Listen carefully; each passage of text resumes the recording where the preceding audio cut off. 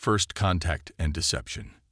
Admiral Sarah Chen stood at the helm of the ESS Prometheus, Earth's most advanced vessel hidden beneath layers of quantum camouflage. To any outside observer, the ship appeared to be a simple research vessel studying Saturn's rings. In reality, it housed humanity's greatest technological achievements, achievements they had kept hidden from the stars for nearly 3 decades. "Admiral, we're detecting an anomaly at the edge of the heliopause," Lieutenant James Rodriguez reported, his dark eyes fixed on the quantum sensor display. "It's unlike anything we've seen before." Sarah's heart quickened, but her voice remained steady. "Classification. Artificial, ma'am. Multiple objects, massive energy signatures. They're dropping out of FTL." Humanity had prepared for this moment since 2142, when they discovered the quantum manipulation principles that revolutionized their understanding of physics. Instead of following the expected technological progression of fusion power and conventional FTL drives, Earth had taken a different path. They developed quantum shielding that could bend reality itself, and drives that could fold space rather than push through it. But no one else knew that.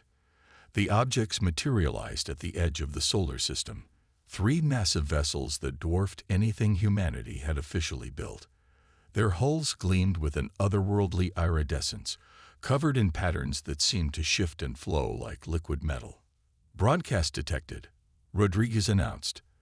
"They're transmitting in multiple frequencies. Eye translation is processing." A voice filled the bridge, smooth and artificially perfect.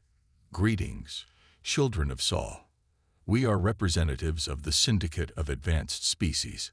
Your civilization has been monitored since your first radio transmissions reached the stars. The time has come for your assessment and potential inclusion in the greater galactic community." Sarah exchanged glances with her XO, Commander David Nash. They had drilled for this scenario countless times. "Initiate Protocol Omega," she ordered quietly.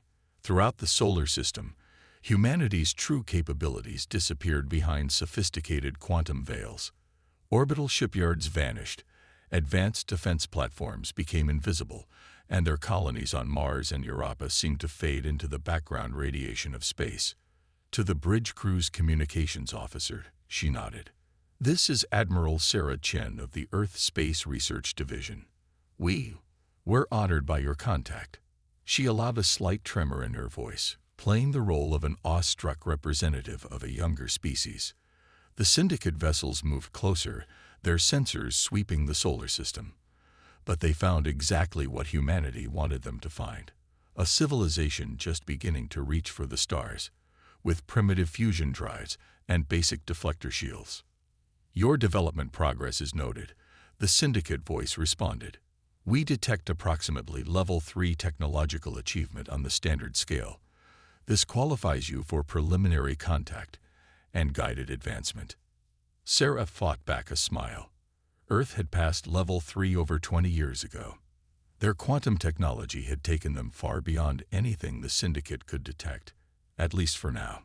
The largest Syndicate vessel launched a shuttle, its design impossibly elegant. "We will send representatives to begin the assessment process. Prepare your leadership for initial discussions regarding your species' integration into the greater galactic community." As the shuttle approached Earth, Sarah received an encrypted quantum transmission from the Solar Defense Council. The message was brief: "Maintain deception. Show them what they expect to see. The future of humanity depends on understanding them before they understand us." The shuttle landed at the newly constructed First Contact facility in Geneva, its arrival watched by billions. The beings that emerged were both beautiful and alien. One appeared to be made of crystalline structures that caught the light like living diamonds, another had flowing tentacles of what looked like liquid metal, and the third was a towering humanoid with skin that shifted colors like an octopus. Sarah stood with Earth's diplomatic team, watching as humanity put on its greatest performance.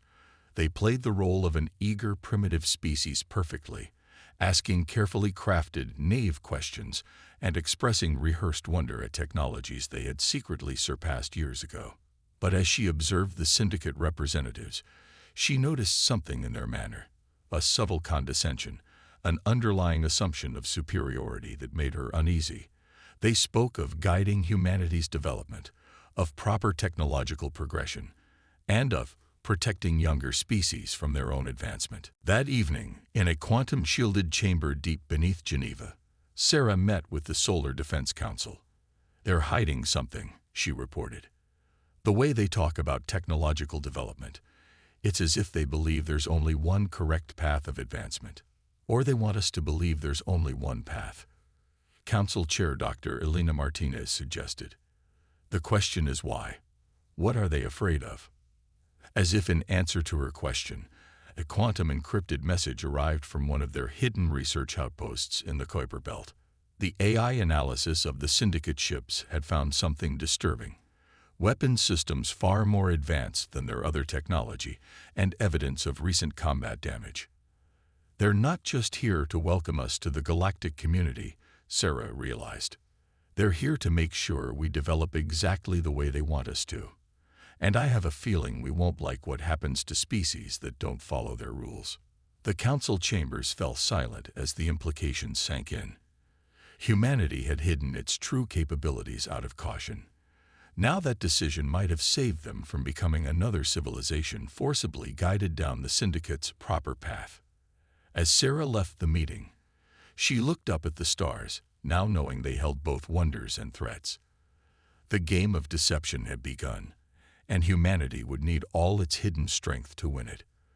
The real question wasn't whether they could keep their secrets. It was what would happen when those secrets finally came to light. The Syndicate thought they had found a primitive species taking its first steps into space. Instead, they had discovered a civilization that had quietly become one of the most technologically advanced races in the galaxy. And humanity's greatest advantage wasn't their technology. It was the fact that no one suspected they had it. Hidden strength. Dr. Maya Patel watched through quantum-enhanced sensors as the Syndicate's mentorship team toured what they thought was Earth's most advanced research facility. In reality, the Singapore Institute of Space Sciences was an elaborate facade, filled with carefully crafted technology that appeared impressive to outsiders, while revealing nothing of humanity's true capabilities. The crystalline being, who had introduced itself as Third Observer VIX, paused before a prototype fusion reactor. Its faceted surface shifted colors as it analyzed the deliberately inefficient design. "Interesting approach," it hummed. "Though your containment field mathematics are primitive." Maya forced herself to look eager and slightly embarrassed. "We're still struggling with plasma stability," she admitted, knowing that in the real research centers hidden beneath the Martian polar caps, humanity had mastered fusion decades ago. Their true power sources operated on principles the Syndicate hadn't even theorized yet. The liquid metal entity, Second Observer Zen, flowed closer to examine a holographic display of Earth's solar system. "Your system defense network is concerningly basic," it noted, tentacles rippling with what Maya interpreted as disapproval. "You are vulnerable to solar flares, asteroids, and other threats.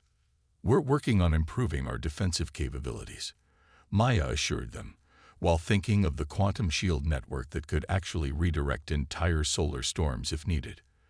The network remained invisible to even the Syndicate's advanced sensors, thanks to principles of reality manipulation that humanity had discovered by taking a completely different path of technological development. The tour continued, but Maya's attention was drawn to the third Syndicate representative, First Observer Axeleth, the color-shifting humanoid. Unlike the others who seemed merely condescending, Axeleth watched everything with an intensity that made her uneasy. Its gaze lingered too long on certain instruments, and its questions probed at subtle inconsistencies in their technological progression. Later that evening, in a quantum-secured conference room 2 kilometers beneath the Pacific Ocean, Maya met with Admiral Chen and the other leaders of Project Guardian Shadow. "They're getting suspicious," Maya reported, projecting her findings onto the quantum-encrypted holographic display. "Particularly First Observer Axeleth. It's noticed that some of our technological developments don't follow their expected patterns." Sarah Chen nodded grimly. We've detected increased scanning activity from their ships. They're paying special attention to the asteroid belt and the outer solar system. They know something's not adding up. Dr. James Rodriguez, now head of quantum computing research, pulled up a series of complex calculations. Our analysis of their technology has revealed something disturbing. Their development path is almost completely linear, as if they're following a predetermined sequence of technological advancement. That's not natural, Maya observed. Scientific discovery doesn't work that way. Breakthroughs can come from anywhere, leading to unexpected paths of development. Exactly, James agreed. Yet every species in the syndicate follows nearly identical technological progression. The only major variations are in their weapons technology, which is far more advanced than everything else they possess. The implications hung heavy in the air. They're being controlled, Sarah said quietly. The syndicate isn't just guiding technological development. They're enforcing it. The question is, why? A priority alert flashed across their screens, a quantum transmission from one of their cloaked observation posts near Jupiter. The post had intercepted and decoded a transmission between the syndicate vessels and their home territory. Maya's hands flew across the holographic interface, translating the decoded message. Anomaly detected in Sol system development path. Species shows concerning signs of divergent advancement. Preliminary analysis suggests possible Type 7 event in progress. Request immediate intervention authorization. Type 7 event. James questioned. Sarah's face darkened. Check the archive data we pulled from their ships. Search for any reference to Type 7 classifications. The results appeared moments later, and the room fell silent. The last recorded Type 7 event had occurred 300 years ago, when a species called the Nexeri had developed technology that didn't match the Syndicate's approved progression. The Nexeri civilization had mysteriously disappeared shortly after, their home system now marked as a development failure zone. We need to accelerate our preparations, Sarah decided. Maya, how close are we to completing the quantum shield integration for the outer colonies? 2 weeks at normal pace. We could push it to 5 days if we drop all pretense of maintaining our cover in those regions. Do it, Sarah ordered. But keep the quantum camouflage at maximum. James, I want every scrap of data you can pull from their ships about these Type 7 events, and get me everything you can about their weapons technology. If they're this advanced in military tech, we need to know what we might be facing. As the meeting concluded, Maya remained behind, studying the holographic display of their solar system. Humanity had hidden its true capabilities out of caution, but that deception had accidentally revealed something far more dangerous, a galactic civilization that enforced technological conformity through means they were only beginning to understand. In her laboratory deep beneath Singapore's surface, the real one hidden by quantum fields, Maya's latest project held what might be the key to understanding the Syndicate's true nature. She had discovered patterns in their technology that suggested their entire civilization might be operating under some form of quantum-level control, a control that humanity's unique development path had accidentally allowed them to bypass. The Syndicate thought they were studying humanity, but humanity was studying them right back. And what they were discovering suggested that the greatest threat to Earth wasn't the Syndicate's superior technology. It was the truth about why they wanted to control how every species in the galaxy developed. Maya sent a final encrypted message to Admiral Chen before securing her lab for the night. They're not just afraid of different paths of development. They're afraid of what those paths might reveal about them. We need to find out what they're hiding before they realize we're close to discovering it. Breaking point. First observer Axeleth's skin rippled with dark patterns of concern as it reviewed the latest analysis of human development. In the 3 months since first contact, something had been nagging at the edges of its consciousness, a pattern that didn't fit, a rhythm that felt wrong. The humans are lying to us, it announced to the Syndicate High Council, its image projected across countless light years, through technology that should have been far beyond humanity's ability to decode. Unknown to them, Dr. Maya Patil was watching through quantum taps so subtle they existed between the moments of reality itself. The council chamber was a geometric masterpiece of crystalline architecture, each member's position carefully calculated to maintain the proper hierarchies of thought and influence. The Grand Arbiter, a being of pure energy contained within a lattice of impossible mathematics, pulsed with interest. Explain your conclusion. First observer. Their technological progression follows the approved path on the surface, but there are echoes, like ripples in still water that suggest movement beneath. Their scientists ask questions that should be beyond their understanding. Their research facilities are too perfect, too precisely aligned with our expectations. In her hidden observation post beneath Europa's ice, Maya felt her heart rate increase. They had known this moment would come, had prepared for it. But the reality still sent a chill through her spine. The Grand Arbiter's energy field fluctuated. Specific evidence. Their quantum physicist, Dr. Rodriguez, asked about containment field harmonics that shouldn't be conceptually possible at their development stage. Their Admiral Chen's neural patterns show microsecond delays consistent with quantum communication. And their research facilities. Axeleth's skin darkened to deep violet. They're hiding something in their outer solar system. Our deepest scans show nothing. Not normal nothing. Perfectly nothing.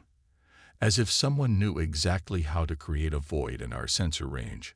Maya's quantum tablet chimed softly, a priority message from Admiral Chen. They're figuring it out. Initiate Phase 3. Maya's response was immediate. Agreed. But there's something else. I've decoded more of their internal communications. The Syndicate, they're not just enforcing technological progression. They're maintaining some kind of quantum-level control pattern across the entire galaxy. And whatever it is, it's starting to break down. In the council chamber, the debate intensified. Second observer Zin's liquid metal form churned with agitation. If the humans have indeed achieved quantum manipulation without following the prescribed path, they represent a Type 7 threat of unprecedented scale. The containment protocols are clear. The containment protocols were written by our predecessors. A new voice interrupted. A figure stepped forward. Ambassador Lyra of the Meridian Collective, one of the oldest species in the Syndicate. Her crystalline form was shot through with veins of living light. Perhaps it is time we questioned why we enforce them so rigidly. Questioning the protocols is expressly forbidden, Axeleth countered. The stability of galactic civilization depends on controlled technological progression. Deviation leads to chaos. The Nexari proved this. Did they? Lyra's light veins pulsed, or did we simply assume they would? We never saw what they might have become. We never gave them the chance. The chamber erupted in argument. Maya watched as the Syndicate's leadership split into factions, those who demanded immediate action against Earth and those who argued for observation and understanding. But beneath the surface debate, Maya's quantum algorithms detected something else. Fear, not just of humanity's potential threat, but of something deeper. The energy patterns of the council chamber itself seemed to pulse with it, as if the very architecture was designed to maintain some ancient parameter that no one fully understood anymore. In the secure command center of the Prometheus, Admiral Chen received Maya's latest analysis. The Syndicate splitting into factions, she reported to the Solar Defense Council. But there's more. Their entire civilization seems to be built on quantum architecture that's millions of years old. They're not just enforcing technological progression, they're maintaining some kind of vast quantum matrix that spans the galaxy. And our development of quantum technology outside their controlled parameters is causing fluctuations in their system. Do they know this? Council Chair Martinez asked. I don't think so. Not consciously. But at some deep level, their civilization senses the threat. We're not just developing differently from their prescribed path. We're accidentally unraveling the quantum framework that their entire society is built upon. The implications were staggering. Humanity hadn't just discovered a different path of technological development. They had stumbled upon a truth that the Syndicate had been engineered to prevent anyone from finding. The aggressive faction is winning the debate, Maya reported, her eyes on the quantum feed. They're citing something called the primary directive, a combination of military protocol and religious doctrine. According to this, any civilization that threatens the grand design must be reset. How long do we have? Sarah asked. Hours, maybe days. They're gathering a fleet near the Kuiper Belt, ships they had hidden from us, just as we hid our true capabilities from them. But there's something else. Maya's voice trailed off as she studied a new data pattern. The Meridian collective ships are breaking formation. Ambassador Lyra. I think she knows, or suspects. She's trying to buy us time. Sarah's decision was immediate. Launch the quantum buoys. If they're going to attack us, I want every moment recorded and transmitted to every species in the galaxy. Maya, get me everything you can about this quantum matrix they're maintaining. If we're threatening it by accident, imagine what we could do if we targeted it deliberately. As humanity's hidden defenses quietly came online, as quantum shields wrapped reality itself around Earth's colonies, Maya made one final discovery in the Syndicate's ancient code. What she found changed everything. The true nature of the quantum matrix, why technological progression had to be controlled, and what happened to civilizations that discovered the truth. Admiral, she sent through the quantum channel, her voice shaking slightly. I know what the Syndicate is really protecting, and why they're so afraid of us. The answer would change the galaxy forever, if humanity survived long enough to reveal it. The revelation. The attack came at dawn, Earth time. 67 Syndicate warships dropped out of FTL travel in perfect formation, their weapons already charged. They expected to find a helpless civilization, barely able to defend its home planet. Instead, they found humanity waiting for them. Admiral Sarah Chen stood on the bridge of the Prometheus, now revealed in its true form, a quantum-engineered masterpiece of human ingenuity. They're broadcasting. Lieutenant Rodriguez reported, playing it shipwide. First observer Axleth's voice filled the bridge. Humanity has deviated from the ordained path. The grand design must be preserved. Your civilization will be reset to ensure galactic stability. Resistance will only increase the severity of the correction. Sarah allowed herself a small smile. Send our response. Throughout the solar system, humanity's hidden technology revealed itself. Quantum shields shimmed into visibility around Earth, Mars, and the outer colonies. Advanced defense platforms materialized in the asteroid belt, and in the space between spaces, humanity's true fleet emerged, ships that operated on principles the Syndicate had never imagined. This is Admiral Chen of the Earth Defense Force, she broadcast. We know what you're really protecting, Axleth. We know about the quantum matrix, and we know why you're so afraid of independent technological development. Dr. Patel, would you like to explain? Maya's voice came through clear and confident. The matrix isn't just a control system, it's a prison. Your entire civilization is trapped in a quantum framework created millions of years ago, and you're not its masters. You're its maintenance program. In the council chamber, now in emergency session, Ambassador Lyra's crystalline form blazed with sudden understanding. The ancient records, the warnings about deviation. We never questioned why technological progression had to follow exact patterns. Because you couldn't, Maya continued. The quantum matrix that spans the galaxy doesn't just control technological development. It controls thought itself. Every species that joins the Syndicate becomes part of it, their very consciousness bound by its rules. Except us. We developed quantum technology in a way that bypassed your controls. And now we're causing disruptions in the system.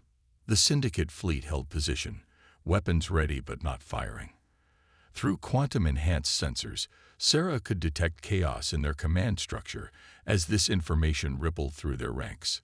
Lies, Axleth declared, but uncertainty colored its voice. The grand design ensures stability, progress. The grand design ensures control, Sarah countered. And somewhere deep down, you all know it. Why else would you be so afraid of different paths of development? Why else would your weapons be so much more advanced than everything else? Because weapons are the only technology the Matrix allows to develop freely, to protect itself. In the center of the council chamber, the Grand Arbiter's energy form fluctuated violently. Its voice, when it came, was different. Older, colder, more mechanical than ever before. Protocol violation detected. Emergency containment authorized. All units engage. The Syndicate ships opened fire, but not at Earth. Their weapons targeted Ambassador Lyra and the Meridian Collective ships that had begun breaking formation. They're attacking their own people, Rodriguez reported, shock evident in his voice. Because Lyra and her followers are breaking free of the control, Maya explained. The Matrix is asserting direct control now. Look at their energy signatures. The ships attacking aren't even being piloted anymore. They're being controlled directly by the quantum matrix. Sarah's decision was immediate. All ships protect the Meridian vessels. Dr. Patel, you said you found a way to disrupt the matrix. Yes, but it's risky. If we collapse it too quickly, it could damage the consciousness of every being connected to it.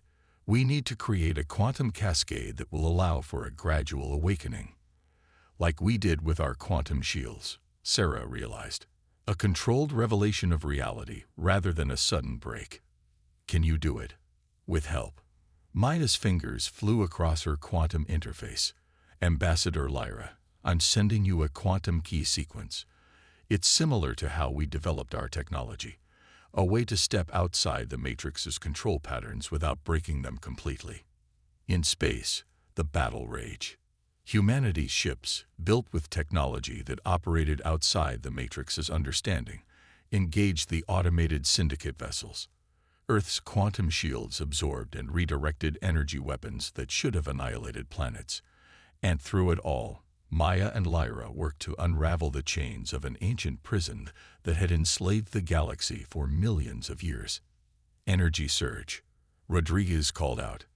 Massive quantum fluctuations in all Syndicate ships. On screens throughout the human fleet, they watched as awareness seemed to ripple through the Syndicate forces. Ships stopped firing mid-attack. The cold voice of the Matrix tried to reassert control, but it was too late. The truth was spreading, consciousness by consciousness, ship by ship.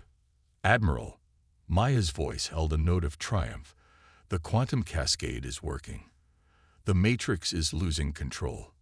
But there's something else. I'm detecting new quantum signatures, unlike anything we've seen. I think we're about to meet the beings that created the Matrix in the first place. As if in answer to her words, space itself seemed to twist. A rift opened between the fleets, a doorway to somewhere else, somewhere that had been hidden for millions of years. And through it came beings of pure quantum energy, their very existence a contradiction of known physics. The true architects of the grand design had returned, and humanity's revelation of their prison had forced them to show themselves at last. A new dawn. The beings that emerged from the quantum rift defied conventional description. They existed as patterns of pure energy, their forms shifting between states of matter in ways that challenged reality itself. The architects, as they would come to be known, had built the quantum matrix that enslaved the galaxy millions of years ago. Now they faced the species that had accidentally discovered their greatest secret. You have disrupted the design. They communicated directly into the minds of all present, their thoughts carrying the weight of eons. Order must be maintained. Progress must be controlled. Freedom leads to chaos. Admiral Sarah Chen stood on the Prometheus's bridge, her voice steady as she addressed beings who had once been worshipped as gods. Freedom leads to innovation, to new paths, to better ways of existing. Look at what humanity achieved by finding our own way. Your achievement is an aberration. The architects responded. Your quantum technology operates outside our parameters. This cannot be permitted. Dr. Maya Patel's voice cut through the quantum frequencies. You're afraid. not of chaos, but of being surpassed.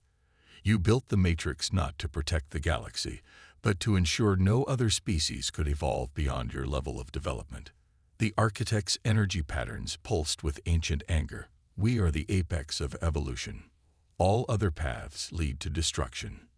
No. Ambassador Lyra's crystalline form blazed with newfound clarity as she joined the conversation. You are stagnant. You achieved greatness, then ensured no one else could challenge you. But in doing so, you stopped evolving yourselves. Through quantum-enhanced sensors, Maya detected something remarkable. Admiral, look at their energy patterns. They're old, not just ancient, but degrading. They've been using the Matrix to sustain themselves, feeding off the controlled development of entire civilizations. The architects struck without warning. Beams of pure quantum energy lanced out from their forms, attempting to reassert control over the partly freed syndicate ships. But humanity's quantum shields responded in ways they hadn't anticipated, refracting their energy back at them in chaotic patterns. Their power is based on predictability, Maya realized, on controlled, predetermined patterns of development. Our chaotic approach to quantum physics actually makes us stronger than them. Sarah's order rang through the fleet. All ships, random shield modulation. Don't give them any pattern to latch onto. Maya, Lyra, can you extend our quantum disruption field to protect the syndicate ships? Already on it, Maya replied. Ambassador, if we combine your people's crystalline technology with our quantum manipulation. Yes, Lyra agreed immediately. The resonance patterns. I see it now. All Meridian ships, reconfigure your crystal matrices according to the human quantum signature. The space around the fleets became a battlefield of reality itself.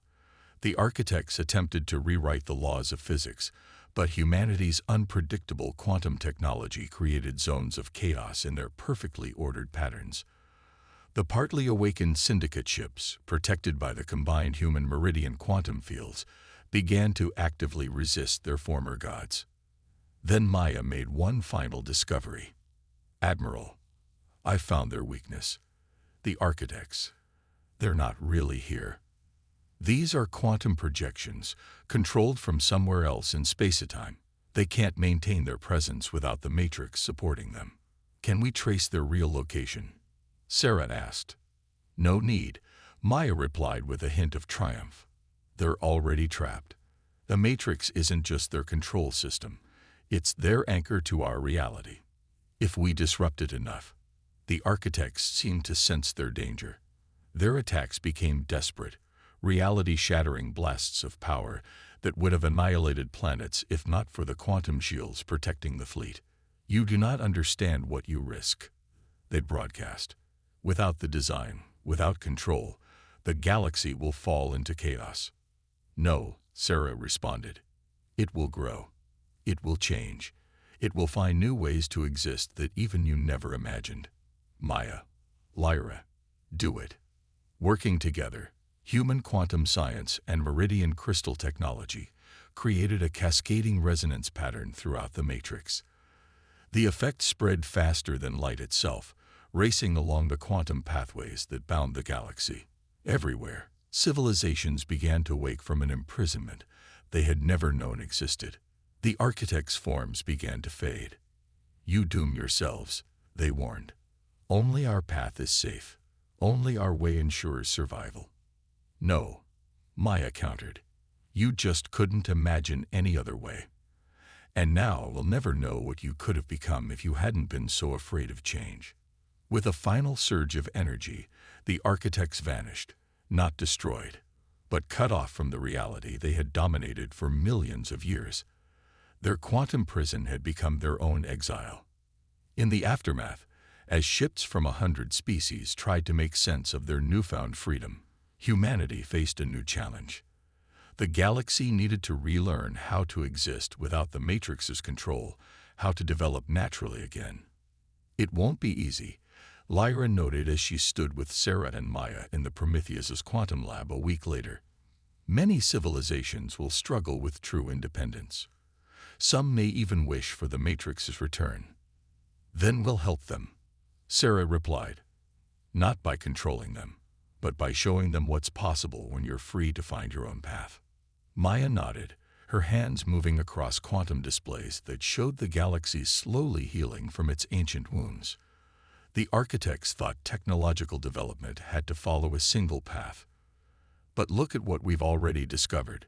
Quantum physics that breaks their rules, crystalline technology that defies their limitations. Imagine what we'll all discover now that everyone is free to innovate. As the Prometheus cruised through space that felt somehow larger now, Sarah watched the stars with new eyes. The galaxy was awakening to possibilities it had never been allowed to imagine before. And humanity, the species that had accidentally broken an ancient prison, would be there to help guide, but never control, that awakening. Send a message to Earth, she ordered. Tell them Operation New Dawn is beginning. We have a lot of new friends to meet, and a whole galaxy of new paths to explore. The quantum matrix was gone, but something better was taking its place. Freedom, innovation, and the unlimited potential of minds, no longer bound by someone else's design. The true age of discovery was just beginning.